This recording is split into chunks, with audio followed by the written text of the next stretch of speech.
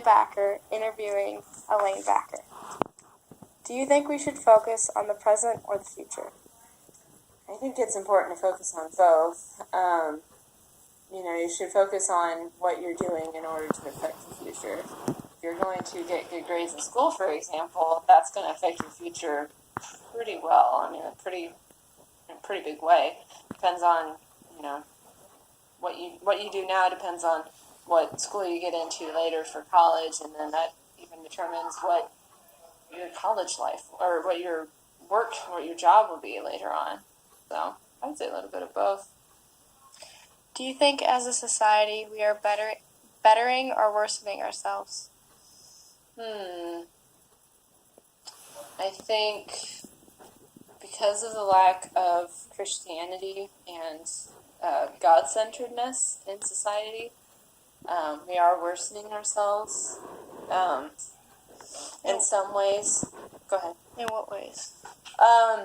Just focusing on ourselves too much and not focusing on giving ourselves to, either other people in our families, people, that we have relationships with.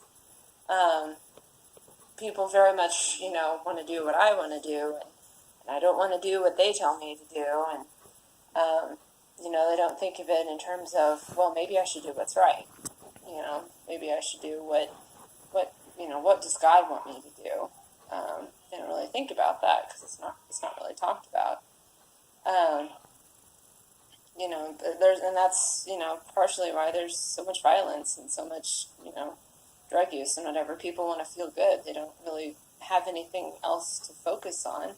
They don't have another, they try to fill in that gap with another God, whether it be drugs or violence or all kinds of other bad stuff. So, gotta turn back to God.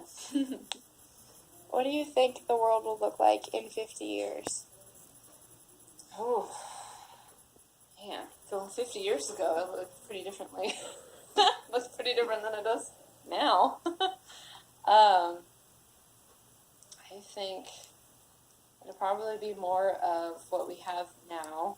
If we don't, change for the better, people will get into this mindset of, well, we have to be politically correct, and then what does that mean? What is that going to mean 50 years from now?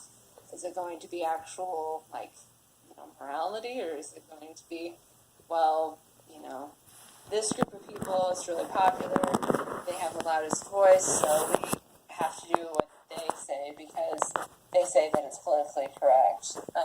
They aren't necessarily right, they aren't necessarily, they're not necessarily speaking the truth, but because they have the loudest voice, they get to, win, essentially.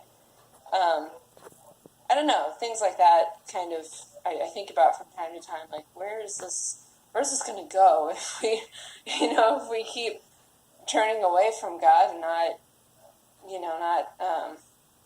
really trying to focus on, well, it's not so much how I feel about it, it's what is actually the right thing to do. A lot of people just do what feels right, and that's very, that's a logic that started about 50 years ago, and look where that's brought us now. It's not all that great. People just get more and more confused and sad and depressed, and it's very bad. It is. So, yeah. If you could tell your past self something, what would you tell them? Be braver. I wasn't very brave as a kid. Even a few years ago, I wasn't that brave. I was kind of passive. Still am a little bit because I've just been used to being that way. Be bolder, be more confident. Never really had that when I was a kid. Never really got a chance to use my confidence a whole lot. Always kind of doubted myself because I thought everybody else was much smarter than me.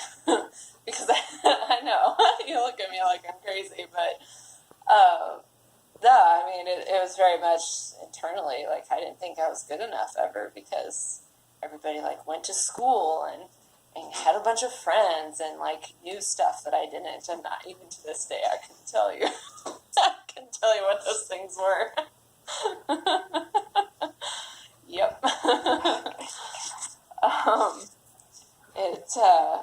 It was tough, but yeah, I know it's something that you grow past and eventually learn. Like, okay, yeah, I actually do kind of know what to expect from life, and I need to take more charge. I need to take better charge of my life.